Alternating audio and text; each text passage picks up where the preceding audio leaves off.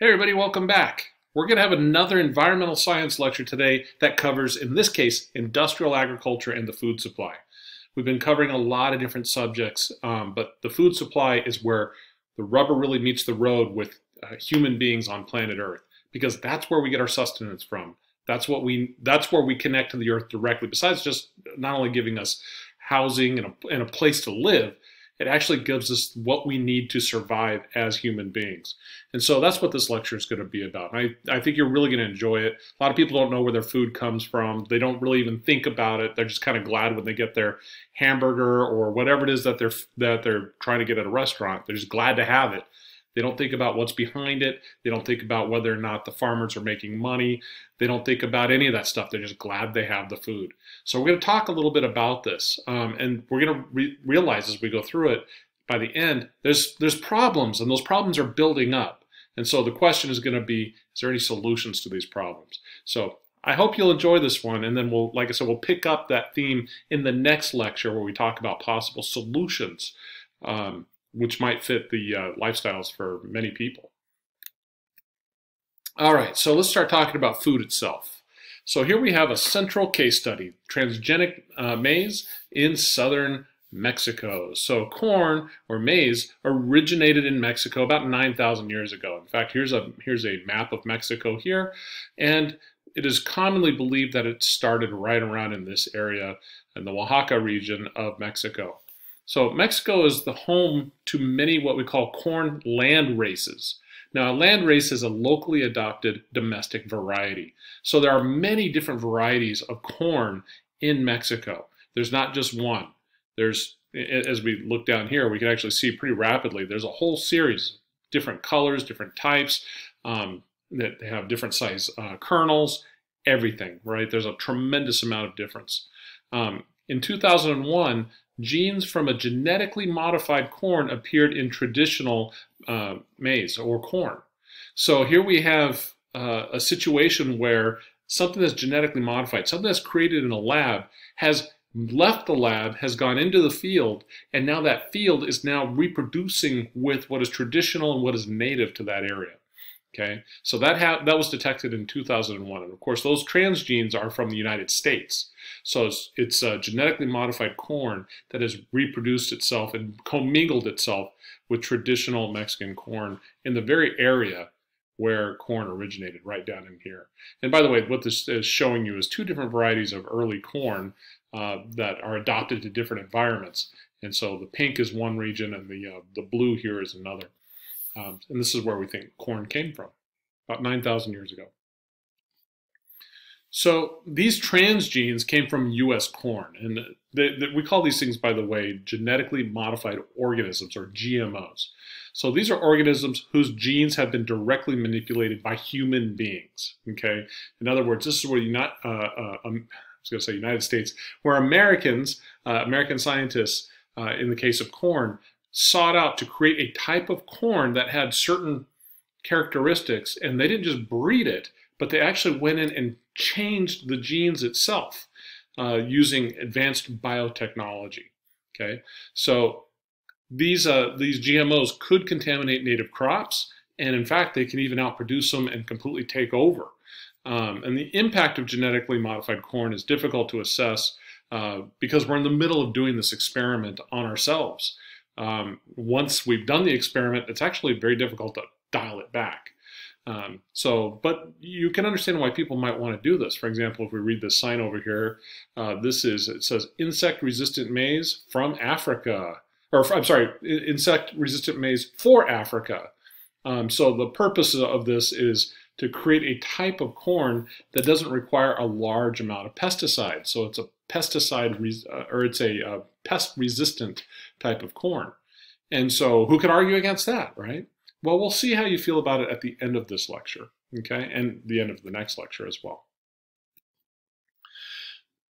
One of the things that we are currently doing in the world is we're producing more food per person. This has been a goal of human beings for a very long time, probably from the very start. We really only have been collecting data for a relatively short period of time of human history, but there's dramatic trends that are happening. So the human population is expected to reach 9 billion people by 2050. Right now, as I'm recording this, we're nearing 8 billion. We'll probably pass 8 billion very quickly. This means that 2 billion more people will need to be fed. Food production has exceeded population growth over the last 50 years. Well, that's a good thing, right? If the population is growing, we want to make sure those people are not only fed, but they're fed well. And we know that in the past, a lot of countries were starving and they were having difficulty getting the amount of nutrition that they need. And we're going to talk a little bit about that here in a few slides.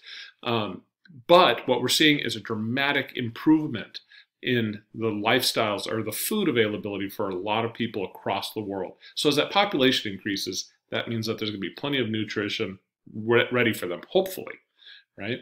And in fact, when we look at the trends here is the supply, or the kilograms per capita, or this is the number of kilograms of food per person in these areas. So the United States are these white boxes right here, and Europe is right kind of at about the same level, right up until about 1985, and then there's a slight divergence. The average American in the United States consumes, it looks like, approximately 10 kilograms, possibly, yeah, but 15 to 20 kilograms more per year than the average European. But that number is actually pretty interesting compared to the developing countries of the world. So here's the world number, and you can see the world number has gone from 60 all the way up over 100. So the world, on average, is where the United States was in 1980. And by the way, the United States was not starving in 1980. This is a good number for the world, for everybody on the planet. And most of that improvement occurs in low-income food deficit countries. So we see these numbers improving dramatically. Now, the place where we're not seeing the kinds of improvements that we're hoping for is in Africa. Africa is located right here on this line, and we'll notice that this line continues straight from the left side of the graph to the right side of the graph. It looks like there's an uptick right at about 2000, from 1995 to 2000. That's a positive uptick. I unfortunately don't have any data that's more recent than that. This is from a scholarly article that I pulled this from. But we could see, I'm sorry, what I said, this is the food supply. I should say it's the supply of vegetables per person. The African vegetable supply has stayed very low and very consistent. So this is an area of dramatic need that we need to improve, okay? Now, we produce food currently through technology. We use fossil fuels, irrigation, fertilizer, pesticides. We cultivate more land. We use genetic engineering. And today, soils are in decline, and most arable land is already farmed. So there's not really there's not a whole lot more we can do with the land we currently have. We can't just go out and just clear more forest. I mean, I guess we could, but there's not going to be a whole lot of productivity coming out of those areas. We're pretty much farming everything that is going to give us a high yield, right? So this right here that we're seeing from about 1980, let's go back to 1970, all the way up to about 2000, is caused by a different phenomenon. And I've mentioned it a few times in previous lectures, but we're going to get into it a little bit more deeply in this one. It's called the Green Revolution. So currently we face undernutrition, overnutrition, and malnutrition. There's three different things that we've got to deal with. So currently, despite the fact that there's so many vegetables, there's so much meat in the world, there's plenty to eat in theory, there's still 870 million people that do not have enough to eat on a daily basis. And there's three different ways that we characterize this, right? This is undernutrition. Actually, overnutrition can also be a major issue, because that means they're not possibly eating healthy food, right? They have junk food to eat, but they don't have, say, an apple or an orange, but they've got a candy bar, right? So candy bars are cheap, they're easy to get a hold of, and they're common, right? Whereas in some places, apples are not. And of course, there's malnutrition as well. So undernutrition, people receive fewer calories than their minimum requirements.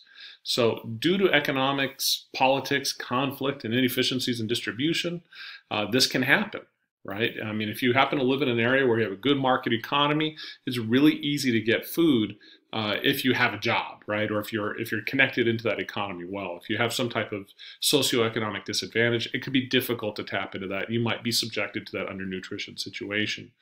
In terms of the number of people worldwide that are undernourished, we've done a good job of actually tackling that situation.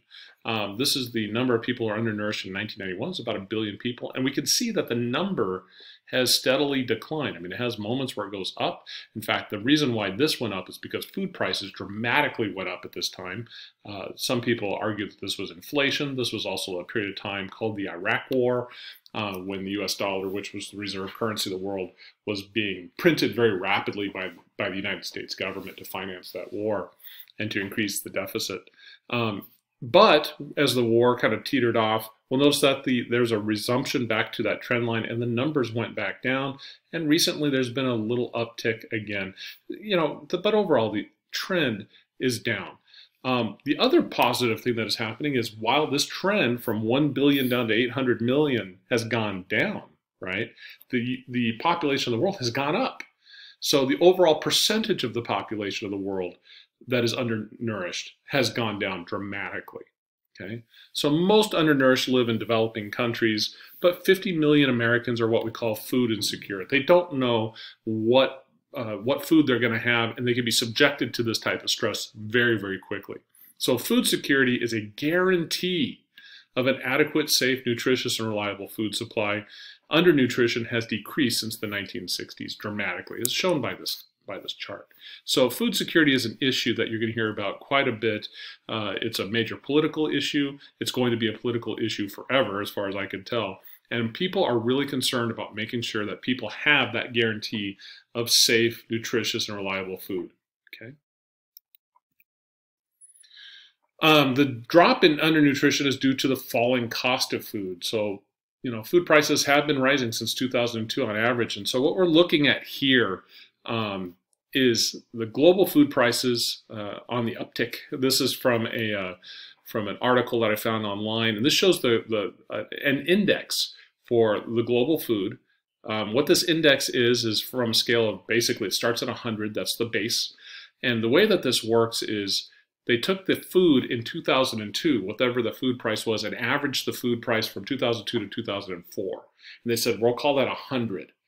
And what we've done now is taken those same goods and those same foods and looked at the prices in 2015, 16, all the way up through 2019. And we'll realize that the values go from 180, they dramatically drop down to 150, back up to 180, 172. So this means that this is 80% more expensive than it was in 2002 for the exact same food, right? Here it's dropped down, here it's back up to 172. This is 72.7% more expensive in 2019 than it was in 2002. So that's going to have, of course, an effect on people's ability to get access to that food. If it's more expensive, it means it's less obtainable. All right, so overnutrition is receiving too many calories each day. Developed countries have abundant, cheap junk food, and people lead sedentary lives. So if you're somebody that's, spends a lot of time sitting down or working from home or working in an office, and you're not out doing a whole lot of physical activity, and you're just getting quick snacks as opposed to eating something healthy, you're going to put on that weight. That's just what's going to happen. In the US, 25% of adults are obese, and the number is definitely going up. And worldwide, that number is at least 400 million people. That's a very, very large number for considering how far we've come, right? So, we go from starving to over 400 million obese people. Sometimes you kind of go too far on these things. Malnutrition is a shortage of nutrients the body needs. So the diet lacks adequate vitamins, minerals, protein. This could lead to diseases. This is when you're eating not just junk food, but you're just not eating anything that you should be eating at all, right? So you have to have balanced meals. Not that I'm going to get into nutrition too much in this lecture, but you have to have a balanced meal. Right? If you're just eating a crust of bread every single day with a glass of water, you're not going to get the nutrients you need to survive. You're going to wind up having problems with lack of iron, lack of potassium, things like this. So you need to have a balance of different things coming in and supplementing your body. So a lot of people don't have access to the kinds of foods that give them the diversity of food sources to give them the diversity of nutrients that they need to survive or to live a healthy life. So a lot of this production in food, granted, we've been talking about undernutrition, malnutrition, and all these other things. We still have it pretty good compared to the human condition going back, say, 100,000 years, where starvation or near starvation was the normal human mode, right? We've come a long way, and so we need to be aware of that and put some perspective into this whole thing. Now, since the spread to the developing world of the Green Revolution, we see more wheat, rice, corn, and plants that produce more and are disease and wind resistant. This is the growing of winter wheat, so that you can grow in cold areas or places in the wintertime that boosts your food supply. You grow things that are abundant and easy and low energy. Wheat and rice and corn all fit that bill. Okay.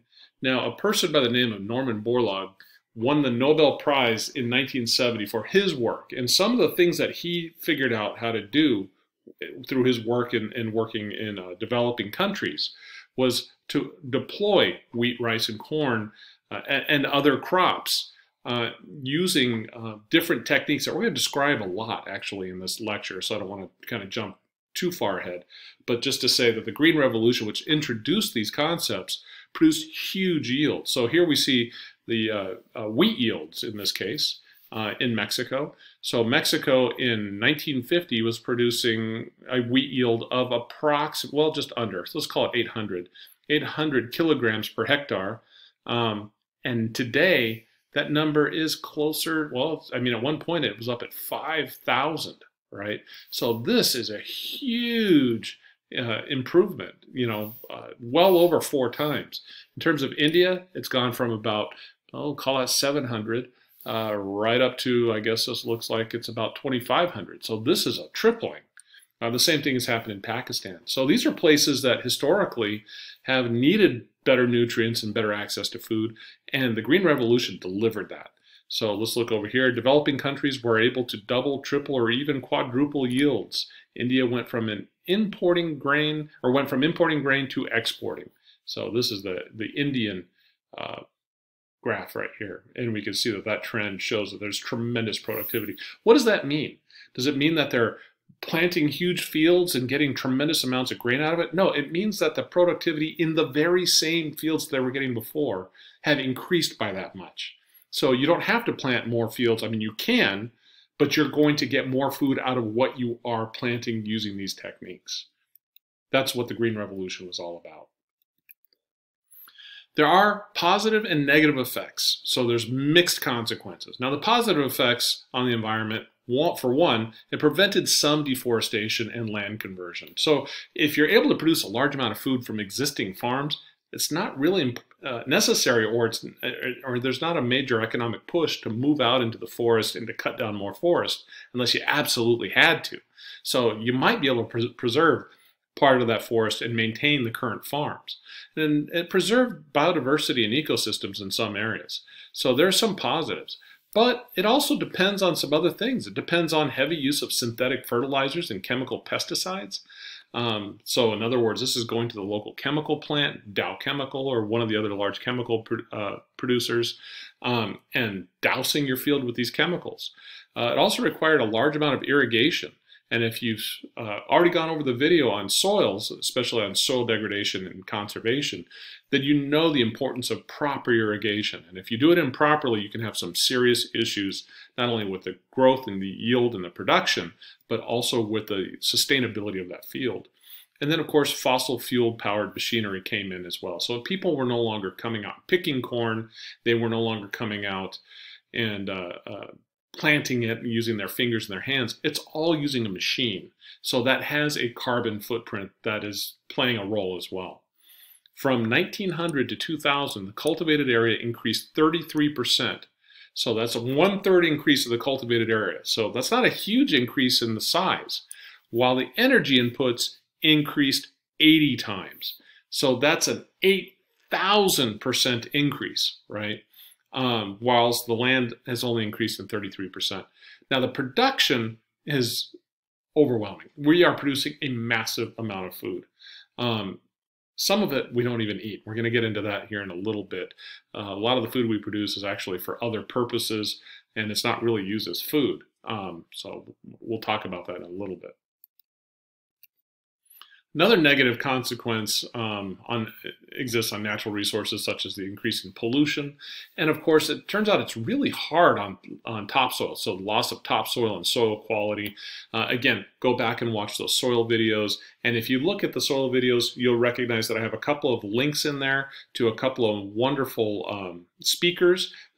Go to those links in those videos and collect and select those, and you're going to get an amazing education, not just from what I said, but from what these other persons also said about soils and topsoils. So the effect is a big deal. Monoculture is another concept. We brought it up earlier, but a monoculture are large expanses of a single crop. This is another part of the Green Revolution. No longer were they engaged in polyculture. This is where they're coming in, growing a single thing. It is efficient, right? And it increases output. If you grow an entire field of potatoes, which is what we're seeing here, this is a monoculture of potatoes. It's very efficient. It's very easy to do. And the reason why it's efficient and easy to do is because you can buy equipment like tractors and so on and so forth that grow only potatoes. You don't have to get a tractor that does potatoes, another one that does corn, another one that does tomatoes.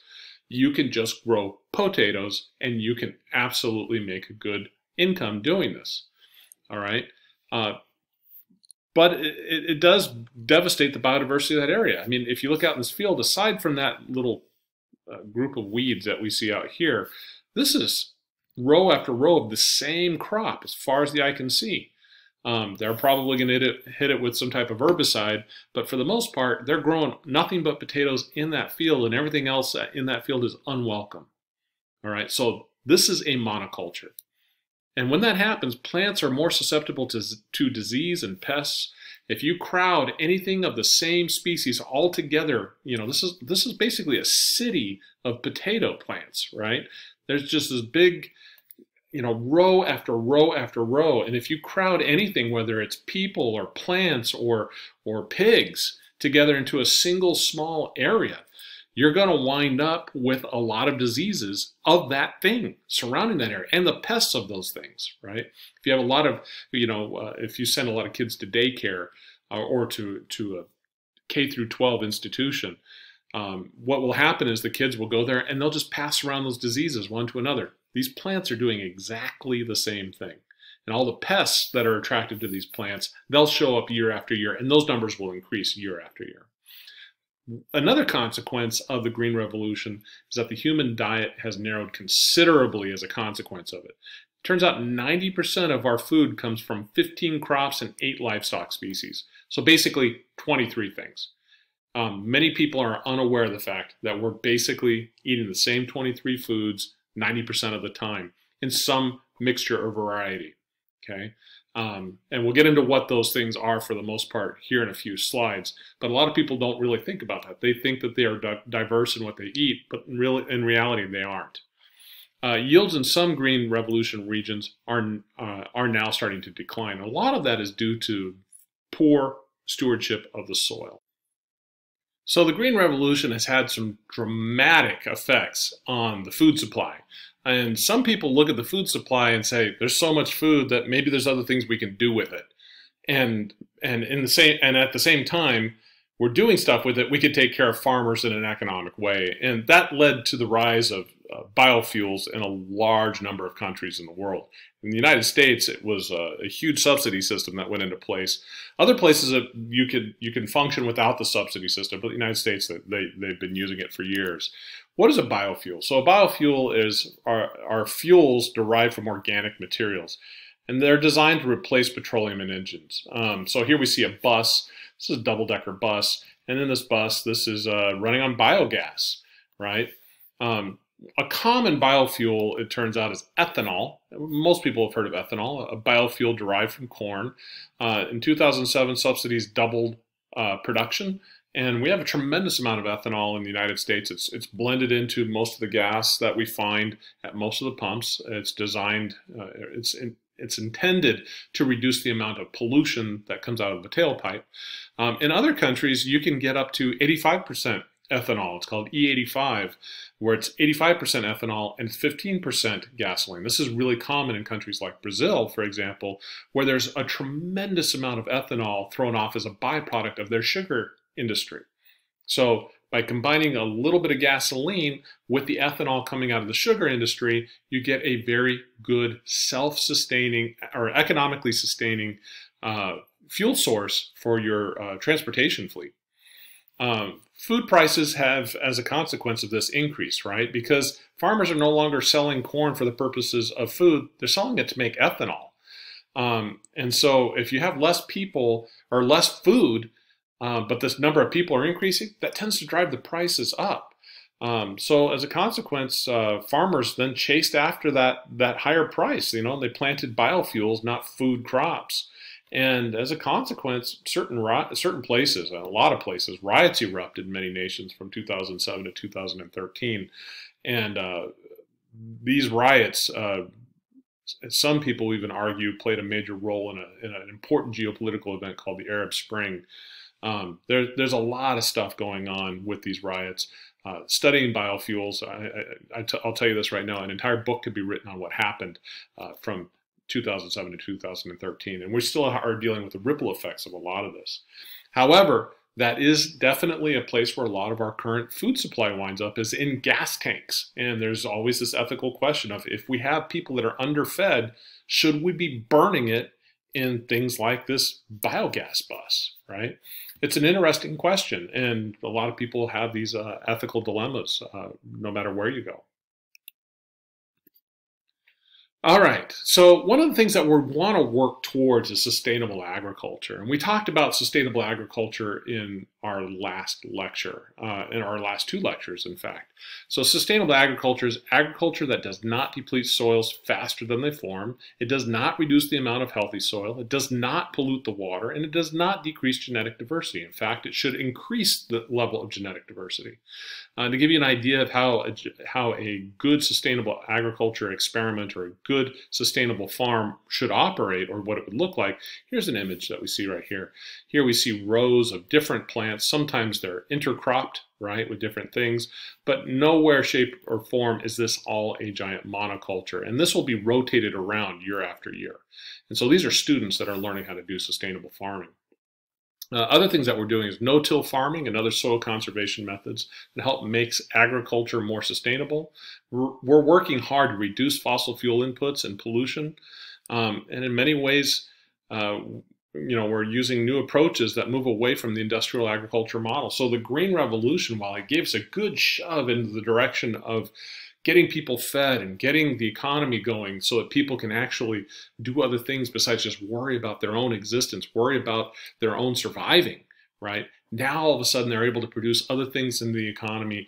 They are able to do scholarly work. They're able to do construction. They're able to erect libraries. They get involved in IT and things like this. This gives them opportunities that they didn't have before. And as a consequence of this revolution, we're now going towards the opportunity to be able to say, well, maybe there's a way to get the same kind of food out of this, but without the bad inputs that we're putting in, right? The soil erosion and the degradation of nutrients and the reduction of diversity and things like this. So let's talk about that. So raising animals for food. So food from cropland agriculture makes up the majority of the human diet. Most people also eat animal products. So we're eating from farms all over the world, okay? Consuming animal products has environmental, social, agricultural, and economic impacts. And we want to talk about what these impacts are. In terms of what we're doing in terms of our production and what we're eating, since 1950, global meat production has increased 5-fold and per capita meat consumption has doubled. So while the amount of meat that is being produced has gone up 500%, right? It's a 5-fold increase. And the population has doubled, right? So that means everybody's eating more meat. And here we see that production right here. This is meat production by livestock type. So we have wild game, duck. Believe it or not, people still eat horse. It's not uncommon in certain parts of the world. Goose and guinea, fowl, sheep and goat, beef and buffalo, pig meat, poultry. So that's what each one of these lines are going to. And of course, poultry, pig meat, beef, and buffalo are the largest ones. And of course, the largest increase seems to be occurring right here in the poultry region, right? So from 1960, we were a very, very small sliver in 1961, but by 2018, it was a very large sliver of the overall meat consumption market. So as wealth and commerce increase, so does meat, milk, and egg consumption. Domestic animals raised for food increased from 71 million tons in 1961 to 341 million tons in 2018. That's a huge jump, almost a five-fold jump, right? Just since 1961. The amount of food we're talking about is incredible. Meat consumption is expected to double again by 2050. It's just staggering how much consumption is happening. And the Green Revolution is really what's providing most of that production. It also turns out that our food choices are also energy choices. And we talked about matter and energy way early in this lecture series. And so we've got to bring that back, right? So it turns out that eating meat is far less energy efficient than eating crops. 90% of energy is lost from one trophic level to the next. So as you're going from one step to the next in that food chain, you're losing 90% of the energy on average, right? Now, it does turn out in detail, it gets a little bit more complicated. So eating lower on the food chain feeds more people, it turns out, because you're losing less energy, right? So if everybody was vegetarian, you could feed everybody very, very effectively on planet Earth. It's when everybody wants to have a steak or they want to eat large amounts of meat that we start to have problems. So it turns out some animals convert grain into meat more efficiently than others. This is not surprising, but when we look at this, it makes sense, right? So this is the level of feed input on this part of the diagram. Over here is the animal. This is the produce output. So it turns out if you feed a beef 20 kilograms of feed, you'll get 1 kilogram of beef coming out the other side. So that's a 20-to-1 ratio. But pork is more efficient, 7.3 kilograms for 1 kilogram of pork. So if you're interested in eating meat, but you want to be also environmentally conscious, between beef and pork, you should be picking pork, right? But you can even do better, right? Eggs are 4.5 kilograms of feed will produce 1 kilogram of chicken eggs. So here we see it's a 4.5-to-1 ratio. Or you can be even more efficient. Don't eat the eggs. Let's just go ahead and eat the chicken itself. Well, 2.8 kilograms of chicken feed will result in 1 kilogram of chicken. And then, of course, if you want to be extremely efficient and you don't like to eat the beef, but you do like to drink milk, well, you're actually in good company environmentally.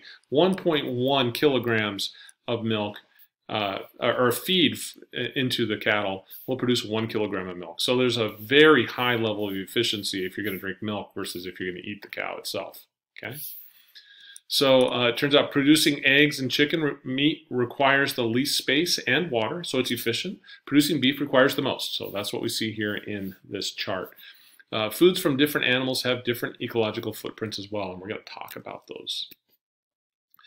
In order to really understand why that happens, though, we have to understand a couple of important things. The biggest thing here that we see are these feedlots.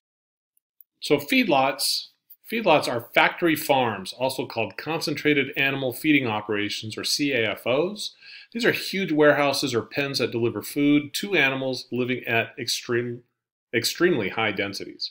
And so here we see a feedlot. This is actually a feedlot with pretty low density compared to most. In fact, the farmers here actually go out of their way to try to be as humane as possible in this feedlot so that they're not overpacking them. But it's not uncommon to find it so that there's no space out here with no cattle at all. Or, I mean, no space at all for cattle. It's just cattle as far as you can see.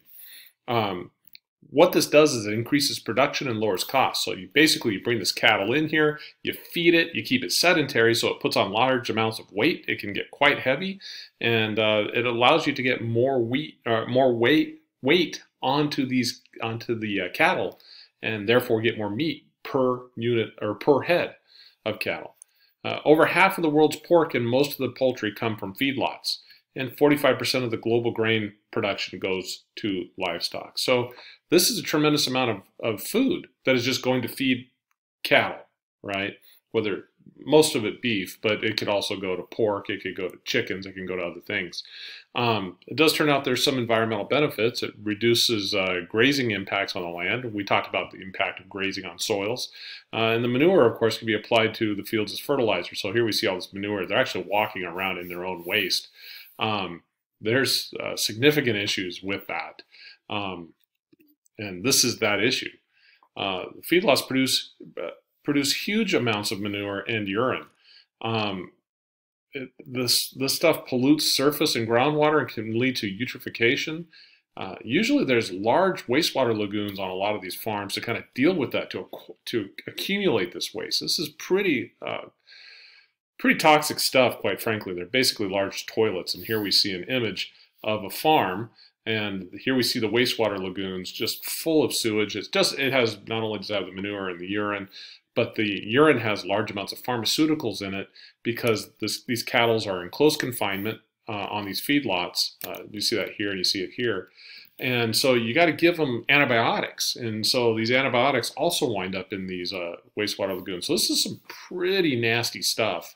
It doesn't go into a sewage treatment plant as we would normally see with human waste. So this is stuff that usually winds up in the environment in some way, shape, or form. Waterborne pathogens can sicken people. This is not something you'd want to swim around in at all or even be near. Crowded conditions require heavy use of antibiotics to prevent disease outbreaks. Microbes evolve resistance to antibiotics. There's a tremendous amount of stuff going on here, a lot of difficulties that are happening with these microbes. We're going to get into how resistance comes about shortly. But it's not just with beef. Turns out we do this with chicken as well and pork. So to spur growth, animals are often fed hormones and heavy metals, and the chemicals can be transferred to people. So this is what hormones, for example, have done to chickens. This is in 1950. This is a chick in 1957. This is a chick in 1978. Here's one 2005. So this one in 1957, after 0 days, is 34 grams. At 28 days, it's 316 grams. And after 56 days, it's full grown, and it's 905 grams on average. Let's go ahead and skip 1978. You can see that it's larger and go straight to 2005, where hormones are in full production. They're used all the time. This is your typical chicken. It's already 44 grams right out of the egg. By the time it's 28 days along, it's already larger than a full-grown 1957 chicken was. And by the time it's 56 days, it's 4.2 kilograms, 4,202 grams. So it's over 4 times larger. And this is what most people in the world are eating. And these hormones are being consumed by human beings. And yes, it has an effect on you as well. The impacts on the environment, the impacts on the animals, the impacts on humans are still being studied. But you can look at this and tell this might not be a good outcome. Right? There's something going on here. There's a reason why organic chicken, for example, is more expensive and the chicken is a little bit smaller. It's because it's fitting more of this mold than we see over here, because you're not allowed to use hormones in organic. All right? But this is common, feedlot chicken today. Feedlots produce odor and more greenhouse gases than automobiles do. CO2, methane, nitrous oxides. These are really nasty chemicals. And here we see a feedlot full of chickens, right? So this is a old chicken coop. It's not even old. It's actually a modern chicken coop. And so most of the chickens you've probably ever eaten in your life, especially if you lived in a developed country, come from an environment probably similar to this. Most people don't eat the wholesome farm-grown chickens that you see in pictures. This is probably what you see, or what you're probably eating whenever you go and get a chicken sandwich, or you get one of those broiled chickens from a major retailer like Costco or Walmart. So it's not just with chicken, it's not just with pork and with beef. It turns out we're also doing something similar with our fish. We tend to raise a lot of seafood using aquaculture. So the reason why we got involved in aquaculture, and we'll get into what it is here in a minute, is that world fish populations are plummeting. That's just an objective fact. And technology and increased demand led to overharvesting. People just wanted to eat the fish. That drove the price up. And so people started saying, maybe we could start farming it. And you probably have heard of farm fish. If you ever go to the meat market or you go to the butcher section of your grocery store, you'll usually look at the fish, and the fish will say farmed or they'll say fresh. Something like this. If it says it's farmed, it means it was involved in aquaculture. This is the raising of aquatic organisms in a controlled environment. So instead of letting it swim wild in a river or swim wild out in the ocean. You're going to be growing it in a pen. So these are species that are raised in open water pens or land-based ponds. And I'll show you an image in the next slide of what that looks like. This is what we've seen in terms of the production of aquaculture in 1950. Basically, everything was capture production. In other words, these are fishermen going out into the open ocean, grabbing fish and selling it on the market. And that number has actually continuously gone up right up until about 1995. Right around 1995, it looks like we plateaued, at least temporarily. We don't know where we're going to go in the future. But we plateaued, and there's actually a slight dip. And what we see instead is a very rapid increase in the difference between what we actually consume and the amount we actually capture is made up by aquaculture, which has developed technology since the 1960s. We can see that this sliver has gotten very large to the point where it's producing, let's see here, if we follow that bar over, it looks like we're right at about 90 million tons on capture production. And on top of that is another, 50, or let's call it 60 million tons, right? So 90 million is capture out in the open ocean and in our rivers and lakes. Another 60 million tons is aquaculture. So you might make the assumption that this is actually good. And we're going to talk about ways that it might be good. It turns out over 220 freshwater and marine species are grown that way. The fastest growing type of food production right now, and it's growing much faster than capture production, which is of course leveled off. We can see that here in the graph. So that's good, right? Instead of going out and harvesting directly from the ocean, there shouldn't be any problems. Well, it does have its benefits and it has its negative impacts, and a lot of those negative impacts mirror the exact same things we see with chickens and with beef and with pork. The benefits are, one, it's a reliable protein source. Two, it can be sustainable if we do it right. It reduces pressure on over-harvested wild fish, and it reduces something called bycatch. These are when you accidentally catch things that you're not intending to catch. If you're trying to catch salmon, you accidentally catch a dolphin. That's a bycatch, or a shark. And they can be very energy efficient. The negative impacts, like I said, are exactly the same as what we see with the cattle and with the chickens, right? Disease required expensive antibiotics. So here we see these pens in here, and they are being treated with antibiotics. There's lots of waste. Sometimes, so you can imagine, there's a bunch of fish in here, and they're just that waste is coming straight out of that pen right onto the sea floor, and it's concentrated. Sometimes fed wild-caught fish, this is just kind of normal in the industry, uses grain that might otherwise go to people. So this is fish that sometimes where you just take grain grown from the land and just dumped into these pens.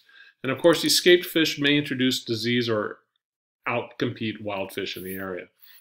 So these are major concerns, and they're growing concerns. In some places, we actually find these invasive species fish that are in fact driving out native fish out of freshwater lagoons, local or even coastal lagoons. This is particularly a big deal in Mexico with the tilapia, which is taking over many of the old fisheries because it can outcompete the native fish that were there for forever. In terms of crop diversity, this is something, we're down to 23 things that we're eating all the time. If we don't preserve our diversity, we have a major problem because crop diversity provides insurance against failure. So preserving native variants protects against crop failure in case something bad happens. Turns out monocultures are extremely vulnerable to disease. We mentioned that a little bit earlier. Wild relatives contain genes that can provide resistance to disease and pests, and we have lost a great deal of genetic diversity in crops. I want to bring up the issue of what happens when you have a monoculture and that monoculture gets a disease. And the best example that I can think of in my mind is the Gros Michel banana. The Gros Michel banana is a banana that was grown all over the world. It was the most popular type of banana by far. It was strong, it could be transported, it was very tasty, and you could buy, well, I think the price was you can get 2 bananas for the price of an apple, and that was the goal of the banana companies, was to make it more appealing, not only taste-wise, but cost-wise than the apple. And it became the world's most popular fruit. And what happened is a disease, and I think it was called Panama disease, if I can remember, a disease actually went through the Gros Michel crop and wiped it out. And effectively, it grows only locally in special locations, but it can't be grown commercially. So it's commercially extinct now. And the current banana that most people eat now is called the Cavendish. The Cavendish was considered a secondary fruit. It wasn't nearly as good as the Gros Michel. It bruises more easily. It's less transportable. But because they didn't have the Gros Michel anymore to grow, they started growing the Cavendish, and the world adopted it as a second best option. Well, it turns out that there's a version of Panama disease that is starting to spread and to affect the Cavendish crop. So we might lose commercially the Cavendish just like we lost the Gros Michel. So we see here images of the Gros Michel in different stages of ripening. You can still get them. People grow them in Africa, and you can buy them. The problem is that you can't normally get them at the grocery store. They're not commercially available. There's a possibility of being able to solve this problem using genetically modified organisms, GMO Gros Michel or GMO Cavendish, but we haven't gotten to that yet. Okay, we haven't even gotten to what a GMO is. We'll get into that mainly in the next lecture. Now, we have lost a great deal of genetic diversity in crops. Only 30% of the corn varieties in Mexico in 1930 still exist today. That means 70% of them are gone. In the United States, many fruit and vegetable crops have decreased 90% in diversity. Food producers prefer uniform, standardized food because their equipment is set up for it. It's more economical, and you're just basically going to get those 23 things unless you demand something different at the grocery store. Otherwise, you're just going to keep, if you're eating cereal for breakfast and you're eating a sandwich at lunch, you're eating wheat with more wheat, with maybe some jelly and some peanut butter on it if you're an American, or some other type of thing in your sandwich, maybe a little turkey. But you get the idea, right? You're not getting a whole lot of diversity, even though you think you're getting diversity in your food. Not like what existed before, say, the 1930s. So to deal with this concern of decrease of diversity, many governments and many private organizations in the world have gotten involved in investing in these things called seed banks. Now, seed banks are institutions that preserve seed types as living museums of genetic diversity. So seeds are collected, they're stored, and periodically planted. There's 1,400 seed banks which house 1 to 2 million distinct types of seeds worldwide. And here's a seed bank right here. This is the Millennial Vault in the UK. It's under development right now, and probably in a couple of years after I release this video, it'll be an active seed bank. There's some really big ones. There's the internationally funded Svalbard Global Seed Vault, which is the so-called Doomsday Seed Vault. It's almost like a Noah's Ark of seeds. So if things ever went bad on planet Earth, we can reseed the Earth. Stores millions of seeds from seed banks around the world in case of global agricultural calamity. So there's a concern. People are worried about this. So beyond the seeds, there's another aspect we have to be concerned about. It turns out pollination is another big part of our agriculture and our food supply. Turns out that not all insects are pests. Some are absolutely vital. There's 800 crop species that rely on insect pollinators. So what is it we mean by pollinator? So pollination is where the male plant cells or sex cells fertilize female sex cells. And this is usually done by wind or animals. Wind, if you're in the springtime or in the late winter or even in the early summer, there's usually a big bloom that happens and a large number of flowers come out, and there's pollen in the air, and some of your allergies really start to hit.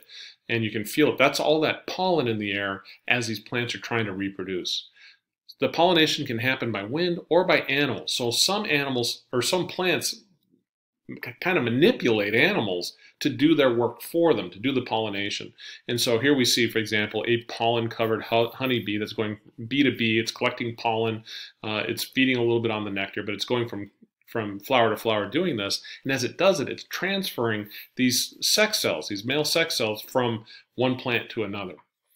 Common pollinators include hummingbirds, bats, all kinds of insects, bees, wasps, mosquitoes actually as well can be pollinators. Native bees provide 3 billion in yearly pollination services in the United States alone.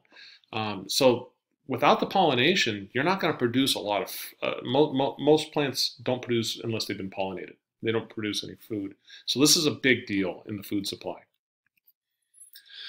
Now, we have to protect the pollinators because without the pollinators, you don't get pollination. Without pollination, you don't get food. It's just like soil, right? You need to have the pollination in the soil, and otherwise the plants really can't do their thing. The honeybee pollinates over 100 crops that make up 1/3 of the U.S. diet and contributes well over 15 billion in services per year. You could go out, for example, human beings can go out, we could pollinate trees, and you'll actually see this happen in some countries. I actually have a video of a Japanese farmer coming out into his field in Japan and actually taking two flowers and putting them together and rubbing. I think he has a little brush, and he brushes the one onto the other, and he basically does the job that the honeybee does. And the amount of money that it would cost for human beings to go out and do this would be in the billions. In this case, in the U.S. alone, $15 billion a year. The bees just do it for free. However, populations of pollinators, especially bees, have plummeted. And there's something called colony collapse disorder that's happening where entire beehives have just vanished. And we don't really know why. It's still something that's being investigated. There might be a number of causes. There might be a single cause. I know that people are starting to narrow down what the ideas might be, but some of the top candidates for it is that maybe it's insecticides. Could it be parasites? Could it be stress from human beings in the area impacting their environment? One of the ideas currently being investigated is the idea that it might be insecticides. Low levels of insecticides used as an agricultural insecticide does seem to be pretty common in the United States. And so here we see the use of land of this particular type of insecticide all over the plant, or all over the United States. And it does turn out that we have honeybee impacts in these exact same locations. Is that a coincidence? I don't know. It's a pretty interesting idea, and there's a lot of work being done, not just on this pesticide or insecticide, but many insecticides. Reducing or eliminating pesticide use and planting flowering plants will help preserve bees. That's the current idea. And so you can go out and grow pollinator gardens and things like this. And pollinator gardens always make sure that there's some place where the bees can go to make sure they get what they need. And they can move from that pollinator garden and go and pollinate the rest of that ecosystem. So pollinator gardens are becoming a fad in the United States in a lot of areas. And it's not a bad one. It's not a bad fad to have. It's a really good one. All right, so let's talk about pests and weeds that might be hindering agriculture. So a pest is any organism that damages valuable crops. That's anything. So if you're trying to grow corn and something's affecting it or eating it, that's a pest. It could be a mouse, it could be a fungi, it could be whatever. A weed is any plant that competes with the crops in that field. So they come in different forms. Here's a common weed that we see in the United States. This is a wide-leaved, sprawling weed. It's kind of big. It pushes out other things, and it makes it difficult for other plants to compete. And so you can imagine if you're trying to grow something like a radish next to this, it could be a little stressful on what you're trying to grow. So industrial farming limits natural mechanisms to control pest and weed populations. So when we say natural mechanisms, we're going in with a monoculture, we're plowing the field and everything, and these plants have no natural mechanism to fight them off, right? So this usually is done through chemical means, right? Using a pesticide or an herbicide. So a pesticide are poisons that target pest organisms, and there's 3 different kinds. There's insecticides that kill insects, herbicides that kill plants, and fungicides that kill fungi. 400 million kilograms. This is 900 million pounds. I mean, this is incredible. Pesticides are applied in the United States each year, right onto the soil, right into the fields. And this is in our food supply. We eat this. This winds up in the food supply. It winds up in the water supply, in the rivers and in the creeks. It's got to be having an effect, right? I mean, it's naive to think that it's not going to have some effect somewhere. 4-fold increase in use of pesticides worldwide since 1960. 32 billion per year spent on pesticides alone. Now, pests, it turns out, don't take this line down. We're all genetic organisms. And so it turns out genetics and mutation go hand in hand. It turns out some individuals are genetically immune to pesticide. It might just be a genetic advantage or a physical advantage that they have. And if they happen to have that, then they're going to pass those genes that allowed them to survive onto their offspring. and the non-resistant pests are killed off. Let's give you an example of how this works. So here we have a leaf with a series of pests, and the red one right here, it's going to be resistant or it's going to be immune to the pesticide. The white one is not, right? So these are exactly the same species, except the white ones are not immune, whereas the red one is. And so we apply that pesticide.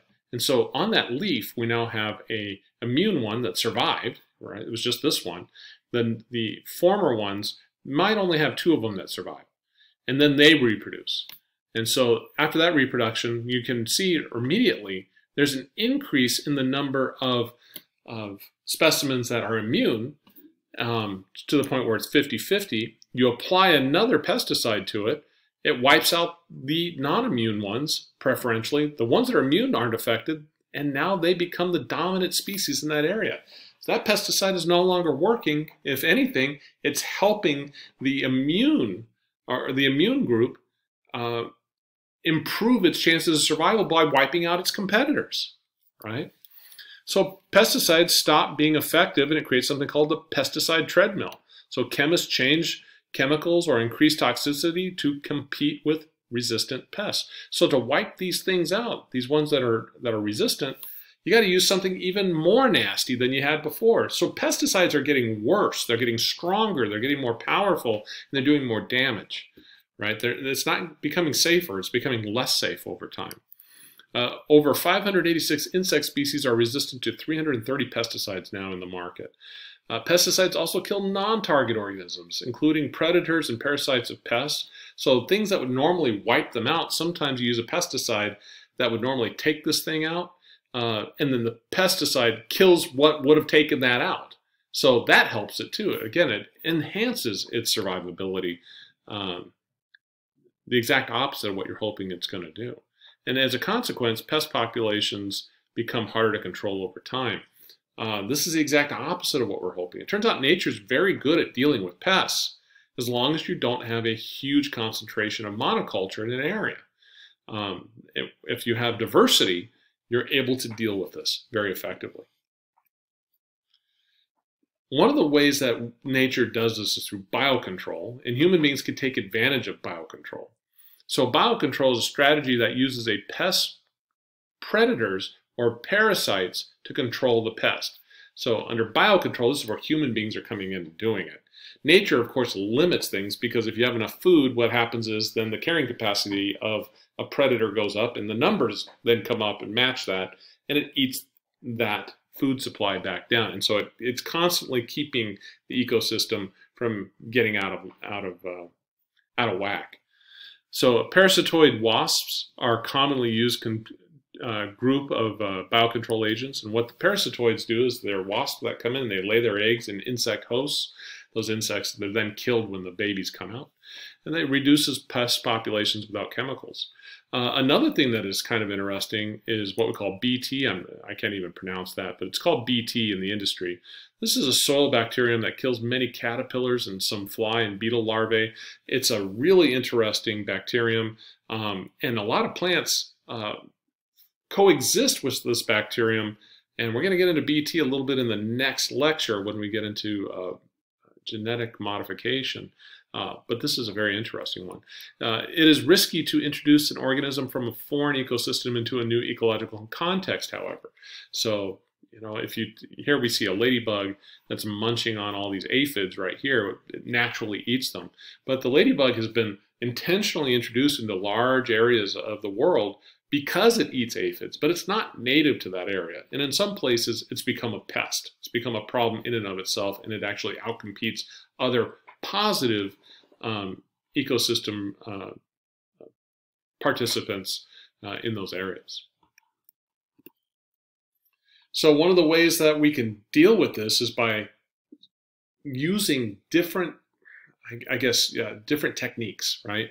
So we call this integrated pest management, IPM. It's the use of a mix of techniques to suppress pests in an area. So we can use pest population monitoring, biocontrol, and mechanical pest removal. This means you're going out there and you're actually picking these things up and removing them. Chemicals if necessary. Crop rotation, alternative tillage methods, We can use transgenic crops. These are GMOs, right? GMOs, it turns out we can program genetically plants to be resistant to certain predators and certain pests, okay? IPM in Indonesia increased rice yields by 13%. It cut pesticide use in half and saved $179 million per year and phased out subsidies. This is what we call a good all around. Here's a nice chart showing all these different things that go into an IPM from this website I've got listed right here. Soil preparation, planting, forecasting, pest trapping, monitoring, thresholds, cultural controls, biological controls, chemical controls, record keeping. You put them all together into an integrated management system, and you can get some very good results. But that still leads us to the idea of using all of these controls. And the question is going to be, is there a better way to do this? Do you like pesticides on your food? Do you like systems of monoculture? You can see this is a field that is designed for food, and there's a gentleman spraying pesticides on this farmer, and he himself cannot even breathe the air in the very field where food that children eventually will eat is coming from. So is there a better way to do this? That's going to be a question for the very next lecture. It turns out that there's not always easy answers, but some answers kind of are easy. So we're going to talk about that in the next lecture, and I'm glad you hung out for this one. And we'll see you next time. Take care. Bye.